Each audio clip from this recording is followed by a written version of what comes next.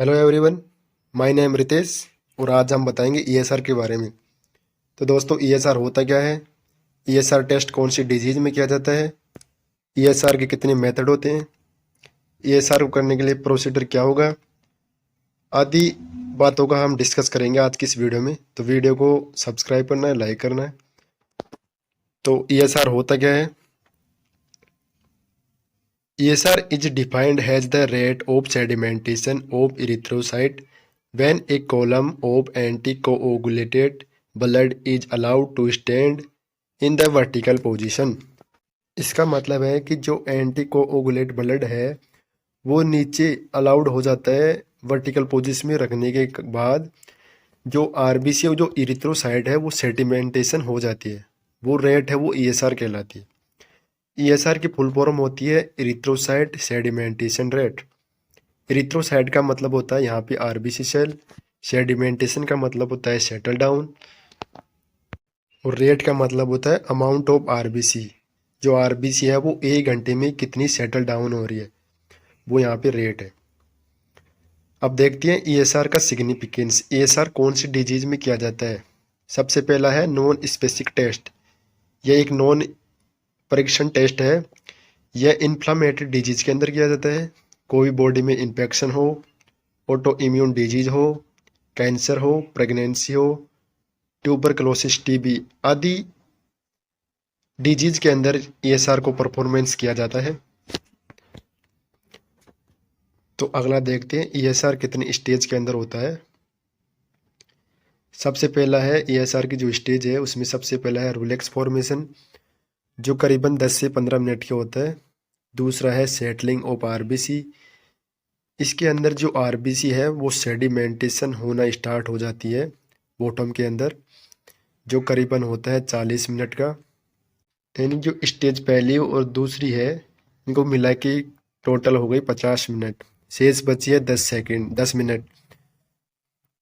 तो 10 मिनट के अंदर होगा पैकिंग, यानी कि जो आरबीसी है वो बॉटम के अंदर नीचे जाके सेटल डाउन हो जाएगी। देखिए, तीसरा है पैकिंग ऑफ सेल्स। ये फाइनली 10 मिनट का होता है और इसमें sedimentation shallow has cell pack a bottom of tube के अंदर बैठ जाती है सेल।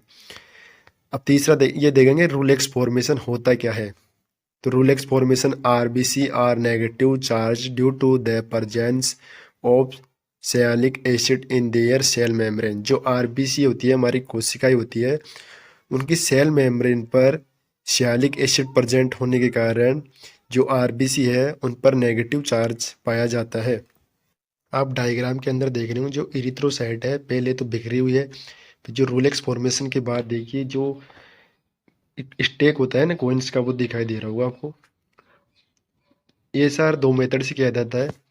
पहला होता है वेंट्रोप्स मेथड, दूसरा होता है वेस्टरग्रीन मेथड। तो हम बात करेंगे सबसे पहले वेंट्रोप्स मेथड के बारे में। तो वेंट्रोप्स मेथड में जो वेंट्रोप्स ट्यूब चाहिएगी हमें, उसका डिस्क्रिप्शन क्या होगा। One and open another close, यानी कि जो वेंट्रोप्स ट्यूब है वो एक तरफ से ओपन होगी और एक तरफ से क्लोज होगी। इसकी लेंथ होगी 11 सेंटीमीटर, इंटरनल डायमीटर होगा 2.5 mm, लोअर एंड मार्क होगा 10 सेंटीमीटर, टॉप मार्क होगा 0 सेंटीमीटर। आप डायग्राम के अंदर देख रहे होंगे, एक तरफ है ईएसआर, दूसरी तरफ है हेमेटोक्रिट। ईएसआर में क्या है, ऊपर से 0 से 10 सेंटीमीटर है और हेमेटोक्रिट में नीचे से 0 से 10 सेंटीमीटर। अगला देखेंगे इसका प्रोसीजर क्या है। इसमें रिक्वायरमेंट में क्या क्या हो सकता है कि हमें वेंट्रोप्स मेथड में सबसे पहला चाहिएगा पास्चर पीपेट चाहिएगा, वेंट्रोप्स ट्यूब चाहिएगी, वेंट्रोप्स स्टैंड चाहिएगा और स्टॉप वॉच चाहिएगी। स्पेसिमेन के रूप में हमें एंटीकोगुलेट एडिटिव ब्लड की आवश्यकता होगी। अगला देखेंगे इसका प्रोसीडर। प्रोसीडर क्या है वेंट्रोप्स मेथड का। सबसे पहले mix the blood carefully with EDTA anticoagulant, यानी कि सबसे पहले ब्लड को अच्छे से मिक्स कर लेना है। Fill the Wintrobe's tube up to 0 mark तक फिल कर लेना है पास्चर पिपेट की सहायता से। Place the tube exactly in vertical position के अंदर रख देना है उसको। टाइमर सेट कर देना है 1 आवर्स के लिए। At the end of 1 hours, 1 घंटे के बाद जो नोट कर लेना है जो इरिथ्रोसाइट है उनका लेवल। इरिथ्रोसाइट को नोट करने के बाद उसे MM के अंदर दर्शाया जाता है। उसका रिजल्ट देंगे के अंदर। ये हो गया वेंट्रोप्स मेथड का प्रोसीडर। यानी कि सबसे पहले हमको जो ईडीटी ब्लड है उसको अच्छे से मिक्स करना है, उसको 0 मार तक भर लेना है, पहलेस कर देना है, टाइमर सेट कर देना है, 1 घंटे के बाद नोट कर लेना है लेवल कितना आया आरबीसी का। अगला देखेंगे इसका जो रिजल्ट है वो क्या आएगा। तो नॉर्मल रेंज होती है विंट्रोप्स मेथड के अंदर मेल्स की 0 से 9 mm पर आवर, फीमेल के अंदर 0 से 20 mm पर आवर। अब दूसरा देखेंगे वेस्टर ग्रीन मेथड। तो वेस्टर ग्रीन मेथड होता क्या है, प्रिंसिपल देखेंगे। On letting the blood stand in a vertical tube, blood cell settle down in the bottom, this is called ESR। जो इरिथ्रोसाइड है वो सेटल डाउन हो जाएगी बॉटम के अंदर, वो ESR कहलाता है। वेस्टर ग्रीन जो ट्यूब होती है ना, उसकी जो लेंथ होती है वो 30 सेंटीमीटर होती है, डायमीटर होता है 2 से 5 mm, 2 से 5 mm के अंदर ही होता है। आप डायग्राम के अंदर देख सकते हैं, एक होता है वेस्टर ग्रीन ट्यूब दिख रहा होगा एक तरफ, दूसरी तरफ दिख रही होगी west tube on the rack. जो रैक के अंदर लगाते हैं ना वेस्टर ग्रीन को वर्टिकल पोजीशन के अंदर रखते हैं, वो ये इस प्रकार के स्टैंड आता है। आप डायग्राम के अंदर देख रहे होंगे वेस्टर्न ट्यूब की जो लेंथ होती है वो 30 सेंटीमीटर दिखा रहा है और इसका डायमीटर है 2.5 mm। अगला देखेंगे हम इसका। अगला है इसमें क्या क्या आवश्यकता होगी वेस्टर ग्रीन मेथड के अंदर।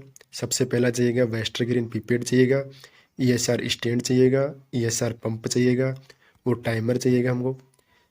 और इसे वेस्ट ग्रीन मेथड को करने के लिए स्पेसिमेन के रूप में कौन सा ब्लड चाहिए, सोडियम सिट्रेट ब्लड चाहिएगा, एंटी कोगुलेंट यानी कि EDTA ब्लड की आवश्यकता होगी। अब देखेंगे प्रोसीडर इसका। सबसे पहले fill the blood in a Westergren tube up to 0 mark तक फिल कर लेंगे।